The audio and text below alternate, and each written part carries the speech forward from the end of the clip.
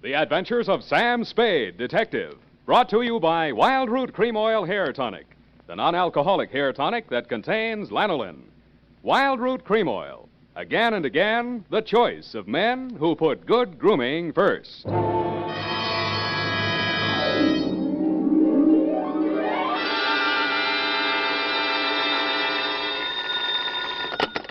Spade Detective Agency. That is the correct answer. You have just won $104 million, 6 deep freeze units, a stable of polo ponies with matching saddle soap, a terry cloth robe with chocolate bars pre-melted into the pockets, and a full-size, real, honest-to-goodness dreadnought, such as is used by Uncle Sam's Navy. Oh, I'm sorry you'll have to call back. I'm expecting to be taking dictation from my employer very shortly. Oh, I am sorry. Your time is up. And Edna St. Vincent Markowitz, who sent in the question, gets bumped off in front of the studio audience gathered in the Dredgewood room here in Columbia Square. Next night, don't answer your phone, stupid. Oh, Sam. Let's have no coaching, please. Oh, well, did you find the cop? Was it murder? Was it really worth, well, you know, priceless and like that, and was it fun? Yes, and no. And finally, are you kidding? Well, then why was it called the Vaphio cup? It's a very old Greek expression, which is what I'll be wearing as I sit in your lap dictating my report on the Vaphio cup caper.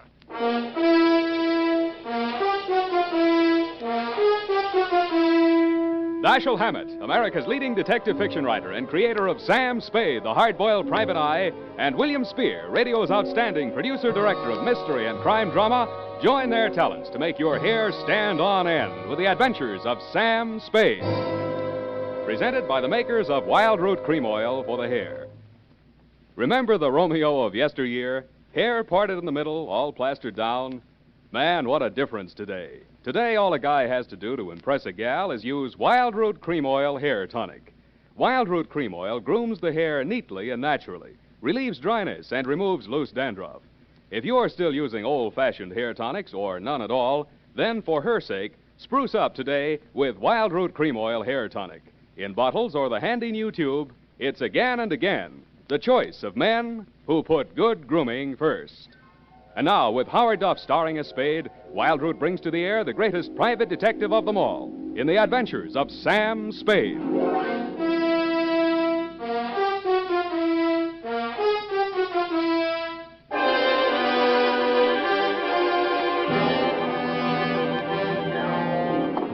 Blow the man down, police, blow the man down. Now, why do they want to blow the man down?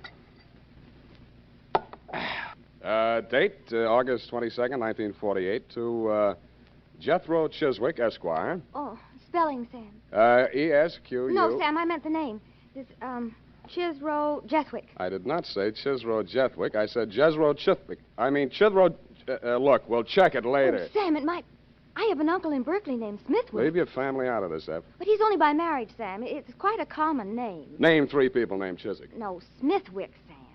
Now, let's see. There's Uncle George and Aunt Amelia by a previous marriage.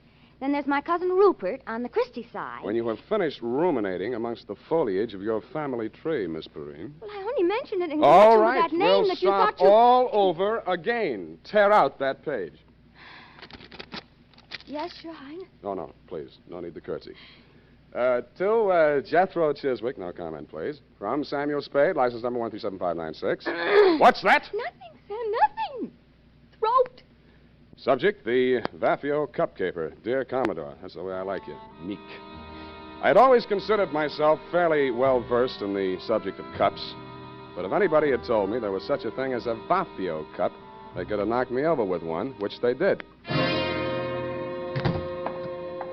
Mr. Spade? Yeah. I'm Chester A. Brody. I talked with your secretary on the phone. Do you follow? Oh, yes, Mr. Brody. Sit down. Rest your package. Thank you. I prefer to hold it for the time being. My card, sir. Theophilus and Brody, importers and exporters. Mm-hmm. Mr. Theophilus is my partner, Dmitri Theophilus. You follow? I follow. It was Mr. Theophilus who brought the Vaphio cup into the firm. I furnished the cash capital. Vaphio cup. I do not follow. Yes, indeed. The only one of these treasures to fall into private hands. One of the fabulous Vaphio cups. Those exquisite and cunningly wrought examples of the art of the ancient Grecian goldsmith, excavated by the great Schliemann from a beehive tomb in Sparta. Beehive. Mycenaean age. Just west of the Lion Gate. Oh, the Lion Gate. Pardon me, Mr. Brody. Are you trying to tell me that this cup is very valuable? priceless. And that you will finally manage to find a buyer. Do you follow? And that you want me to deliver that package containing your priceless cup and return with your customer's cash? Accurately put. I presume you're bonded. Uncork me and see for yourself. You are a droll fellow, to be sure. I had a light breakfast, drolls and coffee. Now, what is this Vaphio cup? I will show it to you. You're about to see a treasure but few eyes have looked upon in our time, Mr. Spade. The Vaphio cup. Handle it carefully. It's fragile. You could crush it in your hand like so much tinfoil. Yet this golden relic of a golden age has come down through the centuries miraculously unscathed. Note the delicately wrought lines of the bas-relief, the exquisite draperies on the figure of the caryatid, the anguish on the face of the fallen hunter, the sheer brute force of the wild boar charging to the kill. Holding this golden cup in your hands, you encompass 3,000 years. Do you comprehend why there's no question of insurance here? Frankly, I don't. My dear man, an item such as this is worth only as much as a collector will pay for it. This particular collector has offered $200,000. It might never be offered again. You follow? I follow. Very well. Here's your fee, $100. I follow. And here is the address of my client in Los Angeles, Commodore Jethro Chiswick. Oh, now, wait a minute. You will take the noon train.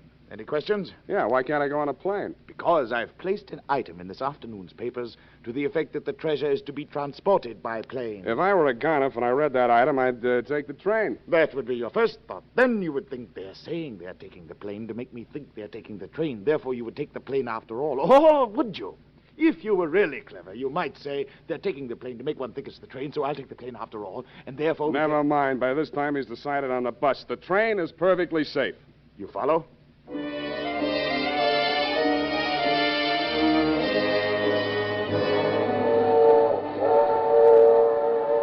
The package was light in the drawing room, and the train was comfortable. Seemed like an easy way to earn $100. I knew it wouldn't last. Never does. I was prepared for the knock on the door, and I got ready for the inevitable small, dark man who plays the Peter Lorre part, but this one fooled me. He was a tall, thin actor with sandy hair. Okay, Shamus, hand over the package. It won't be no trouble. Sure, there it is on the seat. Take it. Huh? It's okay. You got me covered. I won't make any move. Hey, what are you trying to pull? It's a stick-up, isn't it? Hey, maybe I got the wrong compartment. No, that's it. The cup's in there. Unwrap it and see for yourself. Oh, no, you don't. I ain't picking up no booby traps. Oh, you're yellow, huh? I know that one, too. Don't cut no ice with me. Suit yourself. Game of gin? Hey, you're nuts. I'm getting out of here. Hey, wait a minute, pal. I'll buy you a drink. I don't drink. Lunch? In a goop. Yes, indeed, Mr. Spade. I agree. Clarence is a very comical fellow. So are you. I took the liberty of stepping into your forecastle whilst you had your bit of raillery in the after companionway with my mate, dear Clarence. You mind? Not at all. Well, sir, I'm afraid you're going to mind a great deal. Oh! And that's how I met you, Commodore. I was so busy sizing up the .45 in your right hand that I didn't even notice when you left, whipped out of your coat pocket with one of the largest saps I have ever felt. The next time I saw light, you were gone, the Vaphio cup was gone, and the train was pulling into San Jose. I got off, rode back to San Francisco with a truckload of chickens, and headed straight for my client's apartment.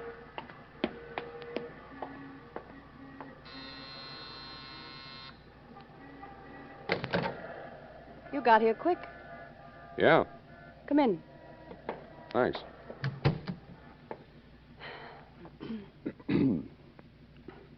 Well? Well, what? Look, we can't both play this deadpan. We'll stay no place. It's in the back room. What is? The body. You're from the police, aren't you? I'm a private dick. How dare you? Hey, what was that for? For spying on me. You and all the other cheap gumshoes my husband hires. You're Mrs. Brody? I'm Enid Theophilus.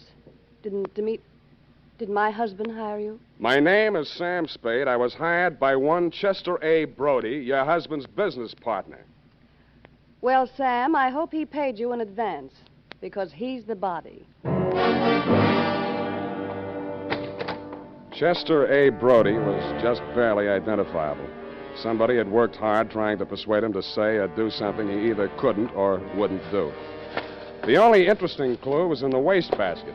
At first, I thought it was a flattened beer can. But it was the Vaphio cup or a facsimile thereof. Well, how do you like it, Sam? I don't. He was my client. I wasn't hired to protect him. I didn't like him, but he was my client. How would you like me for a client? I'll give you the name of a lawyer, sister. My name is Enid. Ain't it?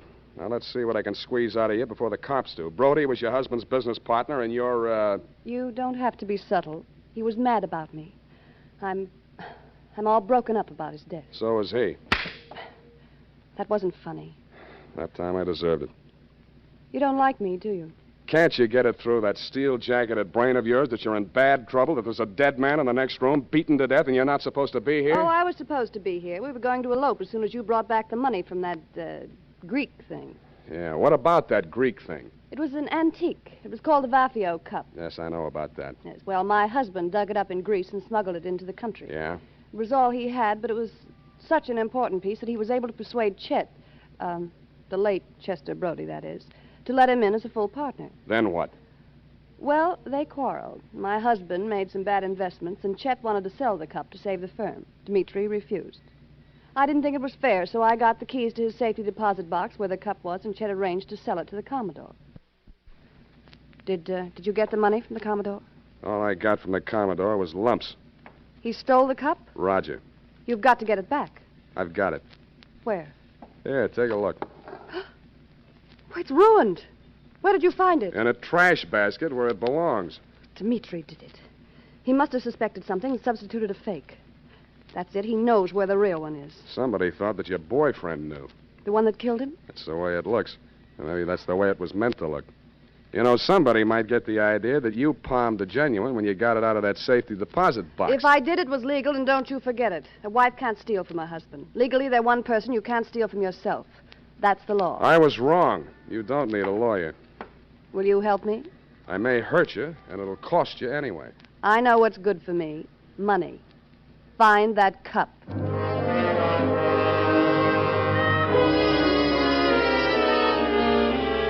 I know what's good for me, too, so I took her $100, advised her to go home, and made for my own humble lodgings. They were not only humble, they were crowded. The man was small, but the gun was enormous. I said, don't bother to introduce yourself. Your name is Dmitri Theopolis, and you want this package that I'm carrying.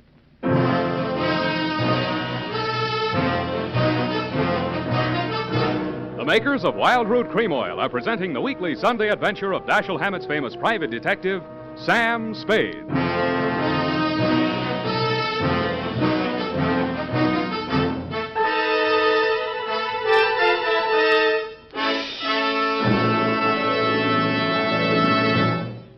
Here's important news on good grooming. If you want the well-groomed look that helps you get ahead socially and on the job, listen. Recently, thousands of people from coast to coast who bought Wild Root Cream Oil for the first time were asked, how does Wild Root Cream Oil compare with the hair tonic you previously used? The results were amazing. Better than 4 out of 5 who replied said they preferred Wild Root Cream Oil. Remember, non-alcoholic Wild Root Cream Oil contains lanolin. It grooms the hair naturally, relieves dryness, and removes loose, ugly dandruff. So if you want your hair to be more attractive than ever before, get the generous new 25-cent size of Wild Root Cream Oil, America's leading hair tonic, on sale at all drug and toilet goods counters. It's also available in larger economy bottles and the handy new tube. Get Wild Root Cream Oil. Again and again, the choice of men who put good grooming first. By the way, smart girls use Wild Root Cream Oil, too, and mothers say it's grand for training children's hair.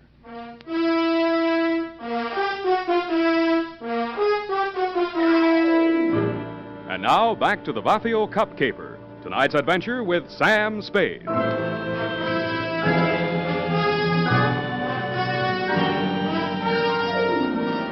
He didn't answer me, so I said it again. Don't bother to introduce yourself. Your name is Dmitri Theopolis, and you want this package that I'm carrying. Of that be assured. You obtained this from my dear wife. And how did you find my darling? Not at the city pond, surprisingly enough. Oh, you know my dear wife. How soon you know my darling so well, more than I her husband? Is it possible? I don't know, is it? I don't know either. I employ a detective. Not this one. I have need. my poor partner, Mr. Brody. You are interested? If you are interesting about who killed your partner, that's one thing. But if you want somebody to dig out your family secrets, that is nothing. With me, you are, shall we say, no place. But why don't I got the right to know? There'll be no trouble, no scandal, no divorcement suing. Of that be assured. Even poor Chester is dead, so he's what one calls ancient history. While he lived, I knew nothing. I was blind. After he died, I see certain things. Yeah, well, do you see that maybe your wife had a hand in Brody's death? What then? Well, if it so happens that you cannot separate my darling from that, do you follow? Not quite. I'm not an old man, Well, I wouldn't but say my that. dear wife is but 22 and a truly lovely person. Yeah, she's all right. Would it not be the part of husbandly wisdom to have, shall I say, a hold over her? If she's guilty, you won't need it. Good. Please, I cannot hold the gun and handle my wallet at the same time. Please. No, thanks. You keep the gun. I'll take the wallet. Oh, you trust me. You will work for me. Yeah, I'll work for anybody. Here, I left your cab fare. Oh, assuredly you are so very kind. Oh, I'm not so Now kind. the package, yes? No. Then I don't hesitate to suit you. Oh, wait a minute. Yes. This is the fake. You sure you want this? Assuredly, yes. A man has already been killed for it. Your life's a high price to pay for a fake, though fancy, tin cup. You still think that's the price? Brother, I know it. Then you know I will kill you for it. Okay, if it means that much to you, and I guess it does, it's all yours. Okay, thank you. Okay. Please remain where you are. If you follow me, I will surely suit you.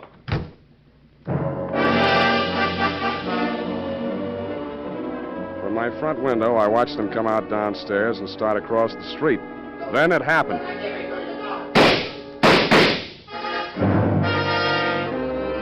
I saw the gun flash as it fired, and Theophilus slumped to the pavement. The package slid away from him into the gutter. I beat it down to him. He'd taken all 3 pellets in the midsection from close range. His pulse fluttered once or twice and then stopped. When I went to look for the package, it wasn't there. I called homicide and waited until they took him away. When I told Lieutenant Dundee what I had in mind, he congratulated me on my brilliant scheme and told me to go ahead with it.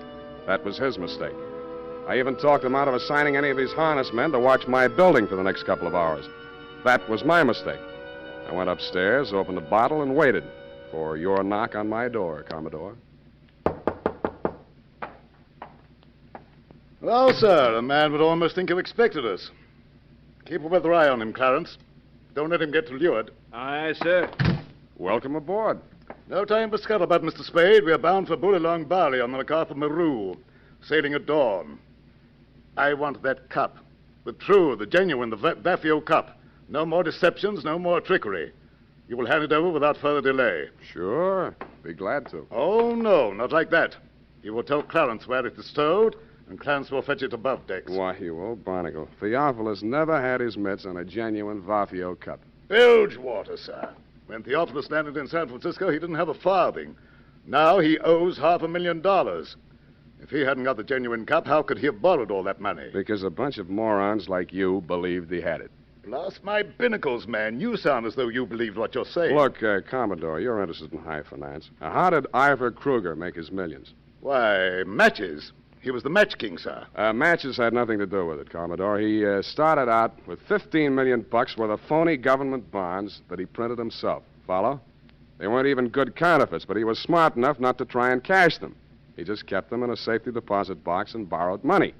Theophilus used his phony Vaphio cup the same way. Blast my binnacles, man. You sound as though you believe what you're saying. That has a familiar ring to it. I do. And I'll tell you why. He knew that was the fake in the package when he held me up for it. He was willing to risk his own life to get it out of circulation. Dash my timbers. Old Theophilus has left us without a shot in the locker. You steered us onto the shoals. We're on our beam ends. Hey, turn them off, Commodore. You're pumping bilge flush. We better haul our wind. Yes, indeed. I'm afraid it's getting rather warm in San Francisco. Bullylong beckons. You won't make it past the potato patch. What? The cops are going to want some answers about a couple of stiffs you left behind in San Francisco. I'm glad you reminded me. Shall I plug him? No, no. We're taking him with us. Oh, that's what you think. Take it easy, mate. This ain't gonna hurt him.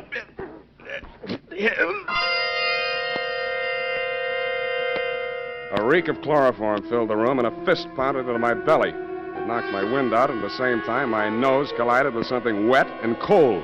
I swung out, but didn't connect. Before I could swing again, the room blurred, and a ceiling light floated down to meet me.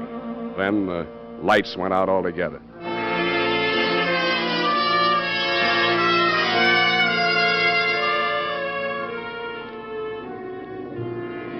At first, I couldn't figure it. It sounded like what a doctor hears through a stethoscope, or maybe an earthquake, or maybe ship engines, which it turned out to be. When the lights came on again, I was lying on a bunk in a stateroom. I staggered across to the wash basin and splashed water in my face. Hello, you. Oh, Enid, as I hardly live and breathe. It could get worse. Yeah, where are we? Oh, not very far out. Not past the Farallones. Good. I'm a stowaway, and they'll put me off with the pilot.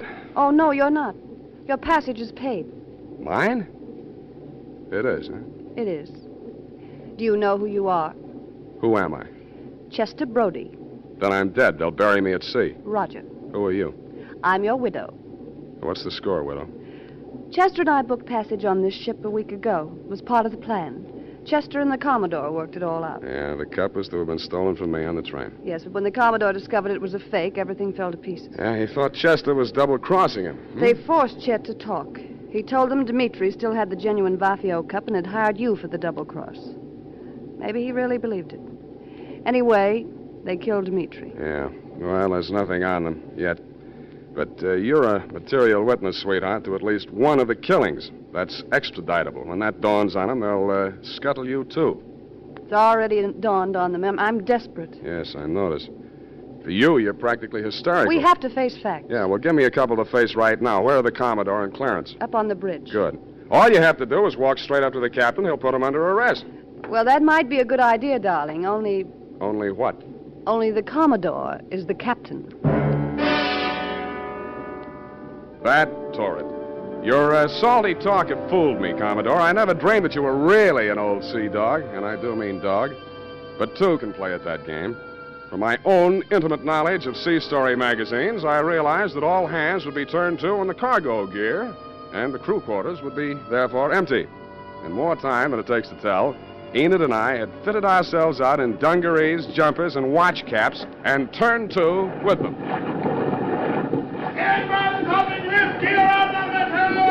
You to hell, no! You there, stop walking out the boat behind there! You two, look alive. Stow that preventer. Oh, me?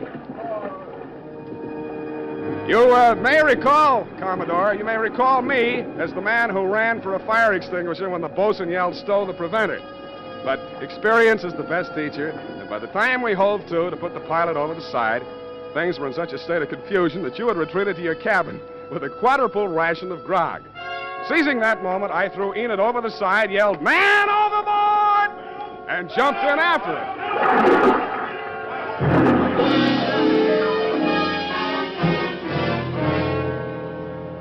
Once safely aboard the pilot schooner, we revealed our true identity, and a merry laugh was enjoyed by all. It dropped us at the foot of Market, and we waved warm farewells to our erstwhile rescuers, then to the snug haven of my office in a friendly cup, if you'll pardon the expression, in the grateful warmth of a gas radiator. Unhealthy. Who, me? Gas fumes. Why don't you move into a building with steam heat?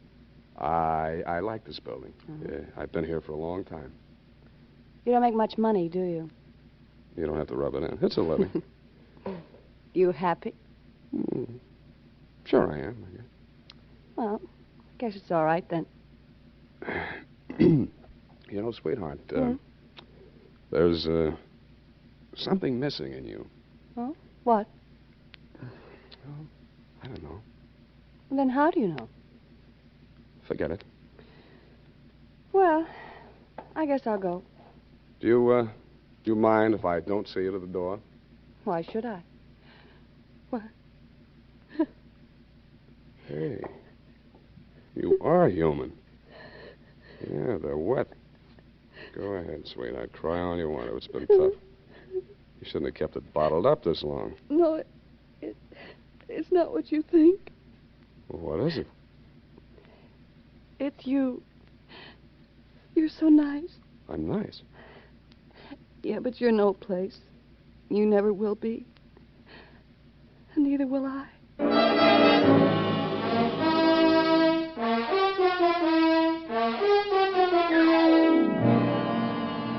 And that, Commodore, is the cargo. It was nice seeing you again down at the hall. They tell me you and Clarence are both trying to turn state's evidence. But according to the late bulletins, Clarence was leading by a neck in the stretch. Get it? The DA was afraid the jury might not understand your salty talk. Period. End of sea chanty. Oh, Sam. Yes, what? Oh, Sam. Well, I just can't. Why can't you? Are you feeling okay, F? Oh, Sam. You betrayed your trust. Effie, speak to me. What is it? I betrayed my trust. What? Those criminals were on that boat. Yes? And you jumped overboard. You feel that I was recalcitrant, is that it? That my actions were not true blue, clear cut, is that it? Oh, I'll just go type this up, and I'm sure you can explain. I hope you can. I hope. Sour racket.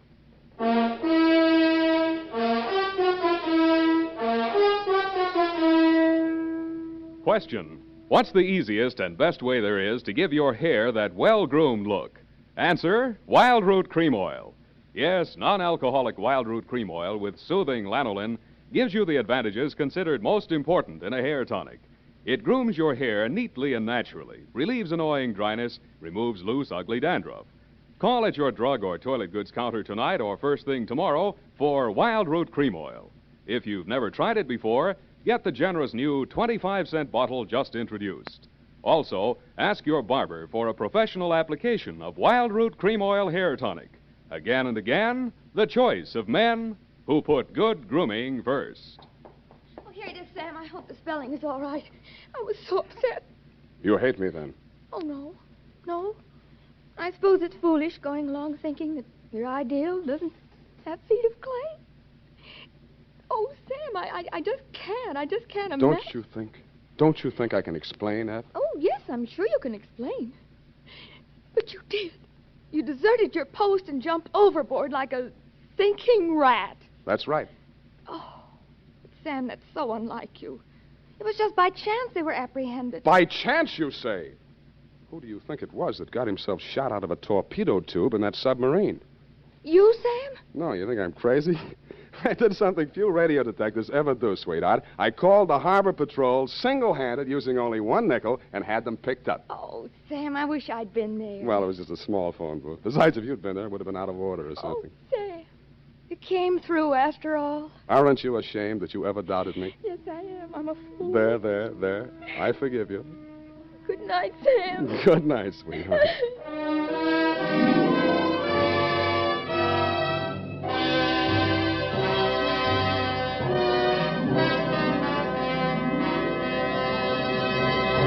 The Adventures of Sam Spade, Dashiell Hammett's famous private detective, are produced and directed by William Spier.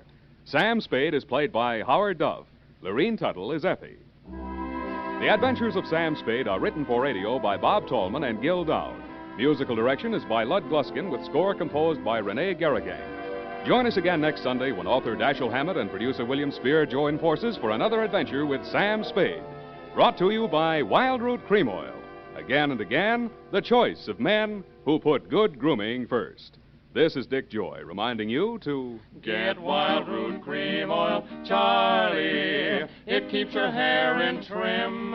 You see it's non-alcoholic, Charlie. It's made with soothing lanolin. You better get Wild Root Cream Oil, Charlie. Start using it today. You'll find that you will have a tough time, Charlie, keeping all the gals away. Hiya, Baldy. Get Wild Root right away.